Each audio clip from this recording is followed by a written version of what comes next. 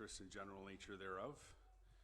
Seeing none, I've got some opening remarks. The public meeting is being heard by the City Council Planning Advisory Committee, and public notice has been given in accordance with the Planning Act. The non-elected members of the Planning Advisory Committee are Mr. John Beltudis, Mr. Tyler Fenton, Mr. Paul Jennings, and Ms. Sarita Van Dyke. Citizen appointees may ask questions and participate in the discussion in order to assist in making recommendations to City Council, but may not make motions or vote in connection with the public meeting. If a person or public body does not make an oral submissions at the public meeting or make written submissions to the Planning Committee or City Council before the bylaw is passed, the person or public body is not entitled to appeal the decision of City Council or the Ontario Land Tribunal. If a person or public body does not make oral submissions at a public meeting or make written submissions to the City of Belleville before the related bylaw is passed, the person or public body may not be added as a party to a hearing of an appeal before the Ontario Land Tribunal, unless, in the opinion of the tribunal, there are reasonable grounds to add the person or public body as a party. Comments received at this public meeting, as well as written comments, will be considered by the Engineering and Development Services Department in analysis of the applications that were part of the public meeting tonight. For further information on how to provide comments to the city regarding an application from this public meeting, please email planning@belleville.ca. A recommendation report will be brought forward upon receipt of all agency and public comments in the future. Any persons wishing to be advised of the Belleville Planning Advisory Committee's recommendations with respect to today's applications are requested to leave their name and address on the appropriate notification sheet located on the clipboard beside the podium. And we'll move on to public meetings.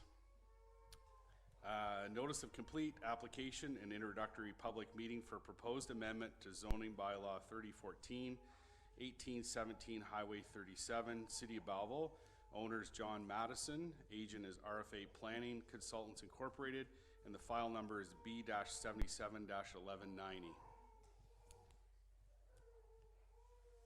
Staff could present the application, please. Certainly, Mr. Chair. The property is located on the north side of Highway 37, west of Thrasher Road, and south of Moira River. It is developed with a legal non-conforming workshop for small engine repairs, as well as a non-conforming contractor's yard, as well, and retail as an accessory use to the small engine repair business. The application proposes to rezone a portion of the property from prime agriculture PA zone and rural RU zone to a site-specific general industrial zone with special provisions to only permit the existing uses, permit access through a private right-of-way, and increase the minimum interior side yard setback. The official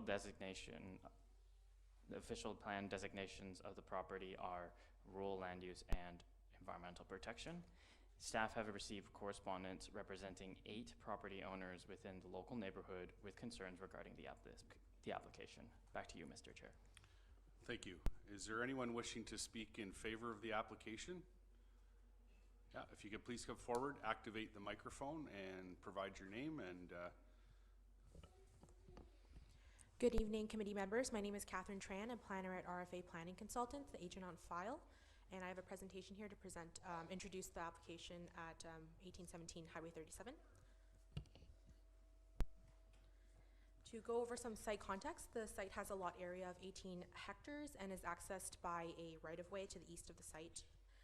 Surrounding the site, there are rural uses to the south, the Moira Rivers to the north, and to the east and west are rural and prime agricultural uses. Rural and rural residential uses, sorry. The site is generally treed with a cleared area where the contractor's yard and a retail sales building exist. And overall, these uses are legal non-conforming and have existed for over a decade. A pre-consultation meeting was held with planning staff on November 20th, 2021, and the rezoning application was filed on March 6th, 2023. And in support of the rezoning application, a planning rationale, proposed site plan, a land use compatibility study, and noise impact study were submitted in support. To go over the proposed site plan, this site is subject to site plan control, which will be submitted subsequent to the rezoning approval. So as mentioned earlier, the site is treed with the cleared area where the development is located, which is this larger bubble, the subject area. It is accessed through a private right-of-way, and this access point was designed and constructed to MTO specifications. The existing building for retail sales is shown in yellow there, and it has a gross floor area of 165 square meters, and a small building addition is proposed. To the west of the site, there's a proposed dry storage area, which is 500 square meters, and that's for the contractor's use. A soil screener exists as well on the site and is located 76 meters away from the nearest residential property and 170 meters away from the nearest dwelling. The soil screener is used periodically in the summer months, and lastly, the contractor's yard complies with the city's noise bylaw. WSP prepared a land use compatibility study which assesses potential impacts the development may have to the surrounding environment, surrounding sensitive land uses, and the report identified 10 sensitive receptors, with the nearest one being 15 meters away. Recommendations of the report include a fugitive dust best management practice plan to be developed, the maximum speed limit of 24 kilometers per hour to be posted and enforced, idling of vehicles to be discouraged, a setback of 70 meters from the soil screener to the nearest residential property, and the completion of a noise study. Following these recommendations, a noise impact study was prepared by Cambium, and the study reviewed potential noise impacts development may have on the environment. Overall, the report concluded that there are no specific noise controls that are required. However, it did provide some recommendations, which include no operation between the hours of 11 p.m. to 7 a.m., an additional noise study to be completed if there are any modifications to the operations, the soil screener to be located a minimum of 160 meters away from the operations and the nearest dwelling, and the operations to comply with the city's noise bylaw. To go over the provincial policy statement, the subject property is within the rural lands of the city, where rural land uses are permitted, which include small-scale commercial uses and industrial developments. The proposed or existing uses contribute to diversifying the rural economy, and overall, the rezoning application is consistent with the 2020 PPS. Under the City of Belleville official plan, the lands are designated rural land use and environmental protection. No official plan amendment is requested nor required, and the rezoning of a portion of the property conforms to the rural land use policies of the Belleville official plan. No development is proposed on the environmental protection lands. Now, to go over the rezoning application, the property is zoned prime agriculture, PA zone, rural RU zone, and hazard H zone. It's proposed to rezone a portion of the property, portion of the PA zone and rural zone to a general industrial M1-XX zone with special provisions. The hazard zone will remain unchanged, and the special provisions in the zone will include limiting the non-residential permitted uses to the contractor's yard and retail sales, recognizing the access to the site will be from a private right-of-way, and restricting the interior side yard width to the abutting residential zone, the RR zone there, to the south. And overall, the special provisions will recognize the existing uses for over a decade, so long legal non-conforming use, and restrict future developments within the M1 zone boundary. To summarize the application requests to rezone a portion of the subject property from prime agricultural PA zone and rural RU zone to general industrial M1-XX zone with special provisions. The rezoning application will recognize the existing uses on site for over a decade and will ensure that the current operations are confined within the zone boundary.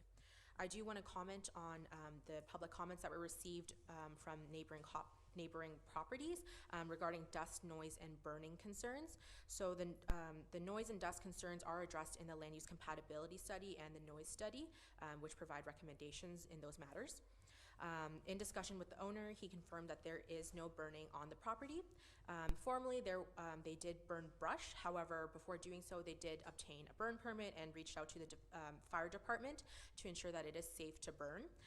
No burning has occurred in the past 3 to 5 years, and now they use a dumpster to hold all the debris. Additionally, the burning concerns can be directed to bylaw officers who regulate the burn bylaw, And to reiterate, the rezoning application will not hinder the existing residential uses further, as this rezoning application will restrict the existing uses to within the zone boundary. So there's no expansions will occur to closer to any of the adjacent residential uses. Thank you. Okay, thank you for that. Any questions from committee members? No? Okay, thank you very, oh, yeah, Ms. Van Dyke. You were talking about the recommendations that would be put out in regards to the dust and noise, was it? So just to clarify, so who's made the recommendations and who are they specifically made to? So the recommendations are made by qualified professionals in regard that prepare the land use compatibility and the noise study.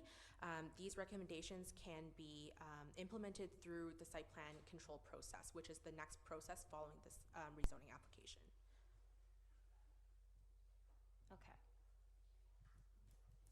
Thank you. Mr. Jennings. Sorry, I have a similar question.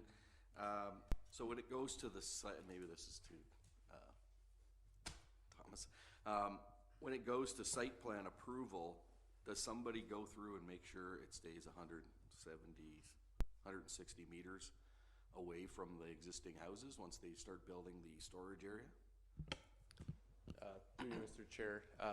Yes, as part of the site plan approval, this information would be provided to our approval section, who ultimately review the site plans. When the building permit comes in, that would also be reviewed at that time as well. Okay, thank you.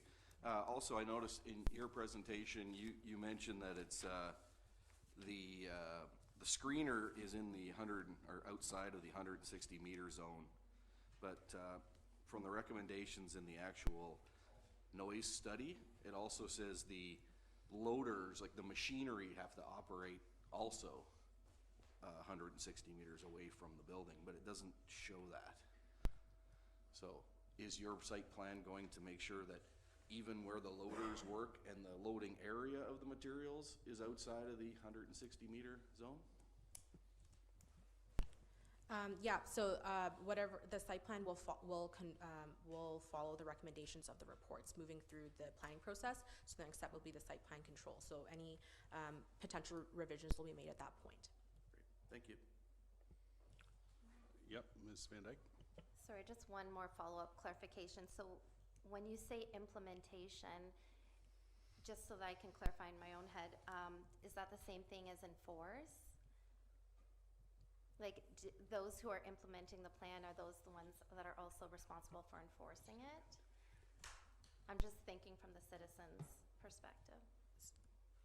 I would say that the city's the one that's enforcing it, so it's definitely it's through the site plan control process. It's the city's enforcing will follow the recommendations of the report to ensure that whatever we're proposing will meet the recommendations. Does that make sense? Yeah. Thank you. Thanks. Any other questions? Councillor Brown. Thank you, and thank you for your presentation. You made note of the burning that was occurring on the property, although the nearby residents have all indicated that in their minds it continues. I'm just curious as to why there's such a difference in terms of, I suspect that these complaints aren't from 3 to 5 years ago. So I'm curious as to what might be happening on the property that would suggest to the nearby residents that in fact that burning isn't occurring, and that the odors that they're encountering and the debris that they're encountering is just from burning brush. So we do have the owner here, and perhaps this question you can answer.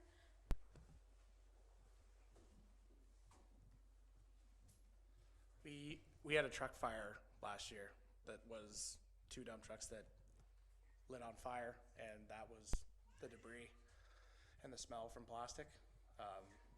It wasn't planned. Definitely do not want it to happen again. So, but that was what happened. And sorry, just a follow-on question. So this is a one-time occurrence? This is something that Belleville Fire Department would have responded to? Yes. Yes, they put the fire out. Okay.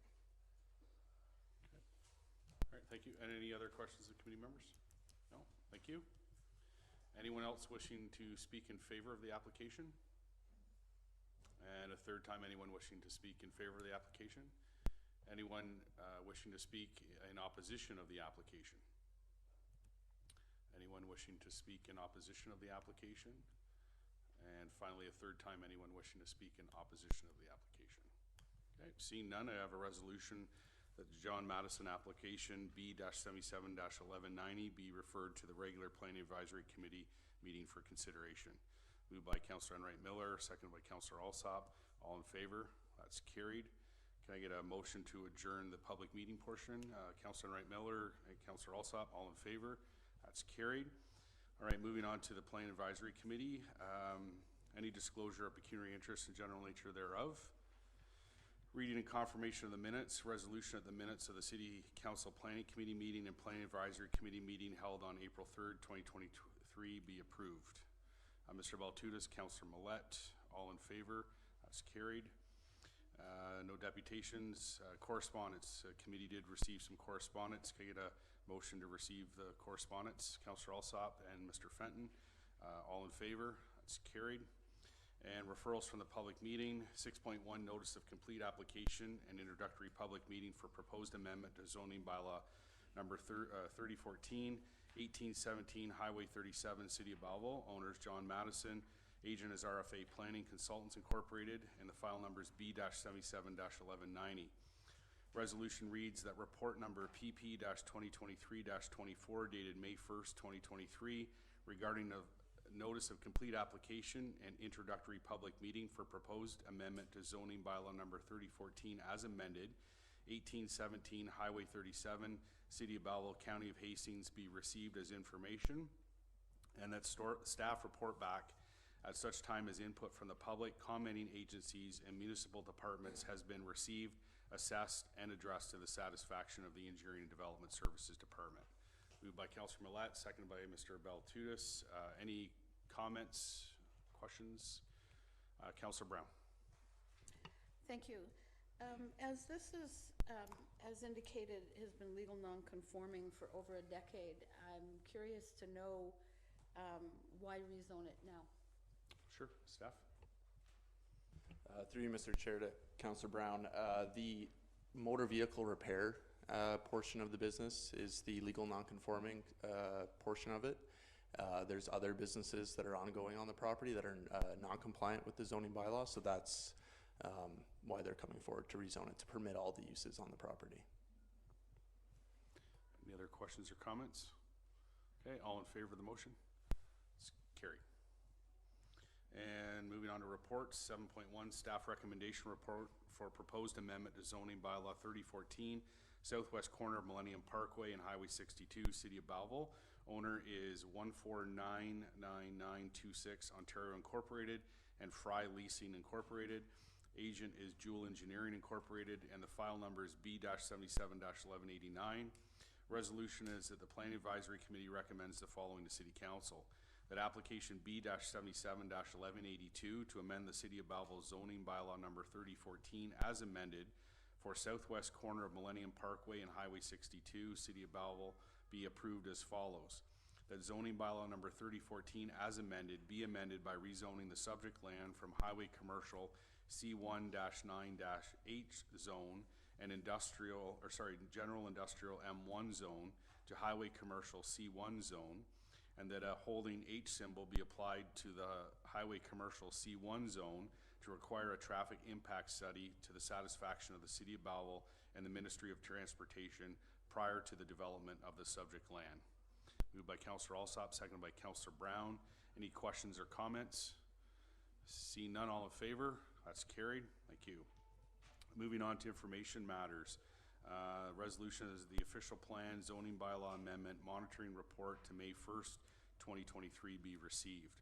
Mr. Baltutis, seconded by Councillor Enright Miller. Any questions or comments? I do have one, and I'll just try. We have an application, we have a couple applications where we're waiting on follow-up from the agents, or we're waiting for additional information, and the applications are 2 and 3 years old. I guess with the way the province has our regulations set up, we're on the clock. I'm assuming that if we're waiting on other information, the clock doesn't apply to us, or does it? And then I guess at what point do we say to restart an application? There is no pause of a clock, unfortunately, but I think our perspective is, even if we have to refund the money, application fees, it would be better to sort of make sure the application and all the information is complete and avoid more costly appeals for kind of making incomplete decisions. So if I could ask then, so even if there's a delay on the part of the applicant, so not within the city's control, we still have to abide by the 90 days, and therefore we may have to refund fees if the applicant causes the delay? Yeah, so I guess the province is putting the onus on the municipality to make sure it's a complete application. We do have a pre-consultation process where we try to identify all the issues. Obviously, we can't identify every issue, so sometimes things come up in public meetings, and then it's basically a call between myself and managers to see if, if there's additional information, but unfortunately, that's just the rules, and that have been established, and that's, I think, basically still trying to keep with the public interest. I think that's the decision we've made internally. Okay, so realistically, because there's an application, I'm trying to find which one, but there's one that's actually dated 2021, and we're still waiting on information from the applicant. So in that instance there, we'll refund the money, but we're just going to let it sit in abeyance for a couple of years, like? So one of the things we do need to do as well, so basically applications that they haven't implemented the refund of monies yet. Right. So it wouldn't apply to applications we have in the queue. We probably do need to sort of look at our list and clean it up and stuff and set up a process and protocol for that. However, we've been struggling with finding the time to do that, and that's sort of fallen to the lower part of our priority list. Okay, no, and that's fair. It's just, I saw a couple that have been dragging for some time, and one's actually related to a development that you would like to see move forward. So, here's an example where, we've done our part, but we're waiting on information to come back, and for a long period of time. So anyway, okay. Any other questions on that one? No? Okay, all in favor to receive general business? Anybody have any items? If not, I need a motion to adjourn. Mr. Baltunas, Councillor Alsop, all in favor? That is carried. Thank you.